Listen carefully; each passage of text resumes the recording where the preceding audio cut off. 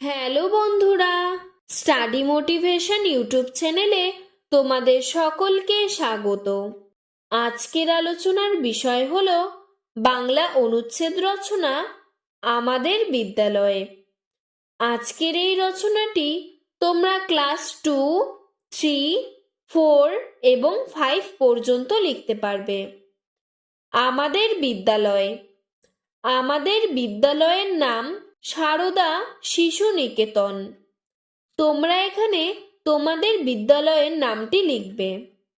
এটি চেমাগুড়ি গ্রামে অবস্থিত। তোমাদের বিদ্যালয়ে কোথায় অবস্থিত সেই জায়গাটির নাম এখানে লিখে দেবে। মা সারদার নামে আমাদের বিদ্যালয়ের নাম রাখা হয়েছে। আমাদের বিদ্যালয়টি নানা গাছ যেমন মেহগনি, শিশু, সোনাঝুরি প্রভৃতি গাছ দিয়ে ঘেরা। আমাদের বিদ্যালয়ে 11টায় শুরু হয় এবং 3:30টায় শেষ হয়। গৃহটি একতলা। ইটের দেওয়াল, টালি ও অ্যাসবেস্টাসের ছাউনি। গৃহতে 10টি ঘর ও একটি প্রশস্ত বারান্দা আছে। ঘরগুলি বেশ খোলামেলা। আমরা বারান্দায় দাঁড়িয়ে প্রার্থনা সঙ্গীত গাই। বিদ্যালয়ের সামনে একটি বড় খেলার মাঠ আছে।